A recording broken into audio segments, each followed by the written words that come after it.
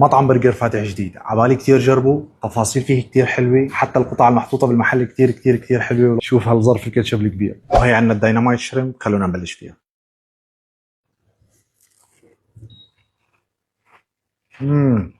صوص الداينامايت خرافي عنده.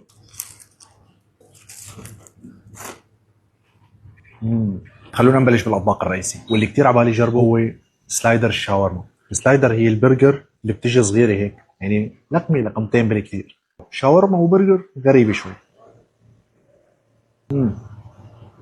طبعا اول شيء هي شاورما لحمه، حاطين لها هني بصل وصماق، يعني ما بتشبه اي شيء نحن بنعرفه او الشاورما اللي متعودين عليها، انه شيء مفضل عندي، بس هي طيبه. والسلايدر اللي بعدها هي بالمنيو عندهم اسمها بانج بانج، ما بعرف شو هي، بس فيها مبين قطعتين تشيكن واعتقد صوص الداينامايت.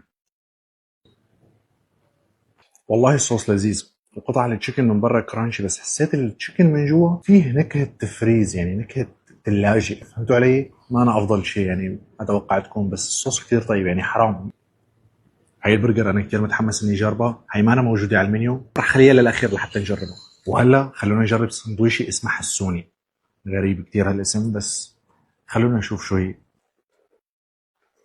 كتير كتير كتير طري من كتر الصوصات اللي جوا. كتير بتذكرني بسندويشة البطاطا اللي كنا نطلبها من سوريا، وبتجي حشاي مايونيز وكاتشب وبتفزر من كل محل. مشان تعرفوا شو قصدي بإنها عم تشرشك.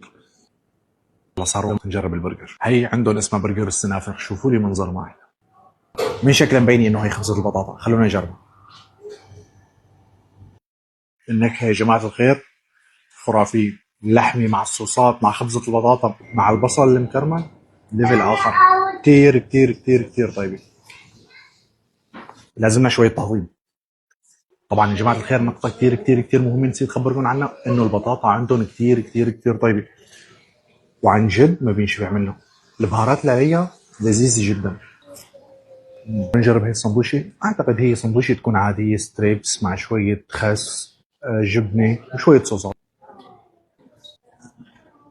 سندويشة كتير لذيذة للناس اللي بتحب السندويش الخفيف اللطيف، كتير كتير طيب. وهي البرجر اللي أكتر شيء متحمس لها، اسمها بالعربي حرفيا الرجوع للأصول، فخلونا نجربها.